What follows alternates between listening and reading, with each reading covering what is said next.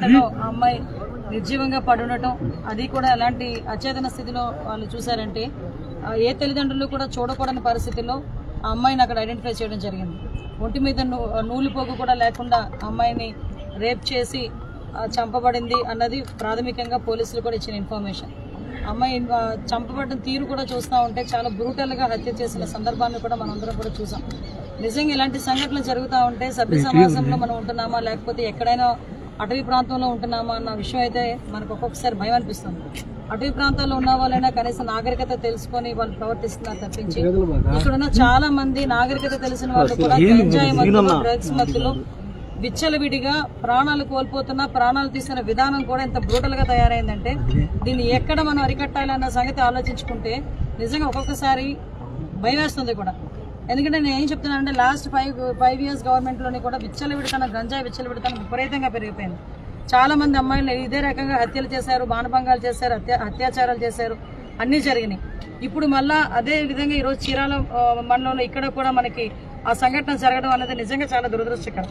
ఆ అమ్మాయి వాళ్ళ పేరెంట్స్ దగ్గరికి కూడా మేము వెళ్తే ఆ అమ్మాయి వాళ్ళ పేరెంట్స్ కూడా చెప్పడం ఏంటంటే మా అమ్మాయి ఇప్పుడు కూడా అక్కడికి ఎవరికి అనుమానాలు లేవు, మా అమ్మాయిని ఎవరిని ఏడిపించిన తప్పించి అమ్మాయికి వేరే తెలియదు అని చెప్పి అసెంబ్లీ దగ్గర ఉండగానే నాకు తెలిసిన వెంటనే చంద్రబాబు నాయుడు గారు మన సీఎం గారికి తెలిసిన వెంటనే సీఎం గారు నాకు ఇన్స్ట్రక్షన్ ఇవ్వడం, మేము వెంటనే సిపి గారితో ఎస్పీ గారితో మళ్ళీ కలెక్టర్ గారితో కూడా ఈ విషయం గురించి క్లియర్ కట్గా ఇన్ఫర్మేషన్ తీసుకోవడం, అక్కడ నుంచి నేను వచ్చేలోపే మొత్తం ఇన్ఫర్మేషన్ తీసుకోవడం జరిగింది. అయితే ఇప్పుడే అమ్మాయి బాడీని కూడా మేము చూడటం జరిగింది. అమ్మాయి బాడీ కూడా ఈరోజు ఇప్పుడే పోస్ట్ మార్టం జరగడానికి కూడా కలెక్టర్ గారు కూడా దానికి మనందరికీ కూడా పర్మిషన్ ఇచ్చారు. దీనికి ఇమీడియట్ గా విషయంలో స్పందించాలి అని చెప్పి మన లోకల్ ఎమ్మెల్యే గారు కూడా చాలా క్లియర్ కట్ గా స్పందించడం, దానికి మాకు కూడా ఇన్ఫర్మేషన్ ఇవ్వడం అన్ని కూడా చేయడం జరిగింది. అంటే ఇప్పుడు విషయం ఎందుకు చెప్తున్నానంటే ఏదైనా సంఘటన జరిగినప్పుడు ప్రాంప్ట్ గా అక్కడున్న సీఎం యంత్రాంగం అంతా కూడా ప్రాంప్ట్ గా కదిలితే యాజ్ ఎల్ యాజ్ పాసిబుల్ దాని రిజల్ట్ కనుక వస్తుంది. ఈరోజు చంద్రబాబు నాయుడు గారు ఈ విషయం మీద స్పందించి ఇమీడియట్ గా డీసీపీ గారిని కూడా పిలిపించుకొని డీసీపీ గారితో ఇన్ఫర్మేషన్ తెప్పించుకొని ఇక్కడ డిపార్ట్మెంట్ వాళ్ళకి కూడా ఇమీడియట్ గా వాళ్ళకి ఇన్స్ట్రక్షన్ ఇవ్వడం జరిగింది. వితిన్ 48 hours లో ఎట్టి పరిస్థితుల్లోనే నిందితులు ఎవరైతే ఉన్నారో వాళ్ళని పట్టుకుని తీరాల్సిందే. దీనికి ఎక్కడా కూడా వాళ్ళెవరూ కూడా దాన్ని నిర్లక్ష్యం చేయడానికి ఎట్టి పరిస్థితి పనికిరాదు. అట్ ద సేమ్ టైం ఆ కుటుంబం కూడా చాలా పేద కుటుంబం. అమ్మాయి టైలరింగ్ చేసుకుని బతికి ఆ కుటుంబాన్ని పోషించుకునే పరిస్థితి అమ్మాయికి.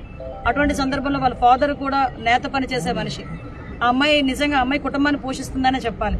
అటువంటి కుటుంబం పోషించే అమ్మాయి ఈరోజు అకస్మాత్తుగా హత్యకు గురవడం నిజంగా ఆ కుటుంబానికి తీరని లోటు. ఆ కుటుంబానికి మేమేదో డబ్బులు ఇచ్చి ఆ అమ్మాయి సిచ్యువేషన్ మేము కొనడం అనేది కాదు. డెఫినెట్ గా గవర్నమెంట్ పరంగా అమ్మాయికి ఎక్స్గ్రేషియా ఇవ్వాలి, ఎక్స్గ్రేషియా అమ్మాయికి భరోసా ఇవ్వాలి. గవర్నమెంట్ తరఫున కూడా కుటుంబానికి అమ్మాయిని తిరిగి తీసుకురాలేము, ఎవరు కూడా తీసుకురాలేము. కానీ ఆ కుటుంబానికి ఎంతో కొంత గవర్నమెంట్ నుంచి భరోసా కావాలి కాబట్టి గౌరవ ముఖ్యమంత్రి గారు 10 లక్షల రూపాయలు ఎక్స్గ్రేషియా కూడా ప్రకటించడం జరిగింది. అది యాజ్ ఎల్ యాజ్ పాసిబుల్ ఆ కుటుంబానికి ఎమ్మెల్యే గారి చేతుల మీదుగా కూడా అది ఇవ్వడం జరుగుతుంది. ఇవన్నీ పక్కన పెట్టండి, కానీ ఒకటి మాత్రం చెప్తున్నా, ఈరోజు గాంజా ఎంత దారుణంగా సిచ్యువేషన్స్ ఉన్నాయంటే నేను హోమ్ మినిస్టర్గా ప్రమాణ స్వీకారం చేసిన తర్వాత ఇంకా బాధ్యతలు తీసుకోకుండానే గాంజా మీద మేము దృష్టి పెట్టడం జరిగింది. అక్కడ లోకేష్ గారు కానీ, పవన్ కళ్యాణ్ గారు కానీ, ముఖ్యంగా చంద్రబాబు నాయుడు గారు కానీ, సీఎం గారు కానీ అందరూ కూడా గాంజాని 80% నిర్మూలించాలన్న కాన్సెప్ట్ మీద ఉన్నాం. ఆ దురదృష్టకర సంఘటన ఏంటంటే ఈ రోజుకి కూడా నార్కోటిక్ సెల్ లేదు ఆంధ్రప్రదేశ్ లో. లాస్ట్ 5 సంవత్సరాలు మరి ఏం చేశారో తెలియదు. పక్కన హైదరాబాద్ లో గాంజాయి తాలూకా సిచ్యువేషన్స్ అంటే అక్కడ డ్రగ్స్ గాంజాయి ఉన్నా ఇక్కడ ట్రాన్స్పోర్టేషన్ అంతా ఇది కానీ అక్కడే గంజాయి సరఫరా జరిగే పరిస్థితులు కానీ అక్కడ అంత లేకపోయినప్పటికీ కూడా పక్కన తెలంగాణలో నార్కోటిక్ సెల్ అని ఉంది. కానీ ఈ రోజుకి కూడా ఇక్కడ నార్కోటిక్ సెల్ లేదు. అంటే నార్కోటిక్ సెల్ లేకుండా ఎస్ఈబీకి అప్పచెప్పామని చెప్పి ప్రగల్భాలు పలికారు. ఎస్ఈబీలో ఎస్పెషల్లీ గంజాయి ఒకటే కాదు, మైన్స్ కి సంబంధించి, శాండ్ కి సంబంధించి, లిక్కర్ కి సంబంధించి కూడా ఎస్ఈబీ వర్క్ చేస్తుంది.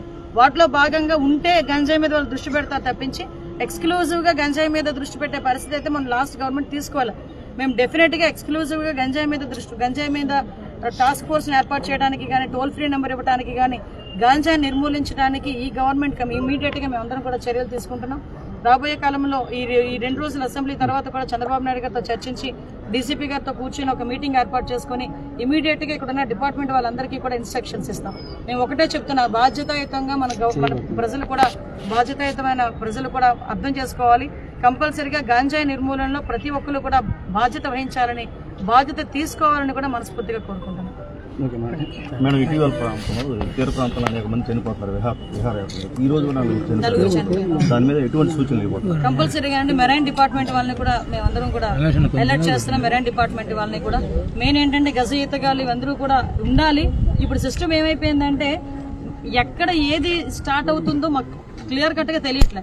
అసలు మెరైన్ పోలీసింగ్ పనిచేస్తుందా, గజ ఈతగాళ్ళు అలాంటి వాళ్ళని ఏమైనా పెట్టారా, వచ్చిన టూరిస్టులకి ఎటువంటి సౌకర్యాలు కల్పిస్తున్నారు, వాళ్ళు లోపలికి వెళ్లకుండా ఎటువంటి ప్రికాషన్స్ తీసుకుంటున్నారు, అక్కడ డేంజర్ జోన్స్ ఏంటున్నాయి, సముద్రంలో డేంజర్ జోన్స్ ఉంటాయి కొన్ని, ఆ డేంజర్ జోన్స్ దగ్గర ఏదో సంథింగ్ ఒక కర్రలు పాతటమా లేకపోతే డేంజర్ జోన్ అని ఒక ఫ్లెక్సీ పెట్టడం అలాంటివన్నీ జరుగుతాయి.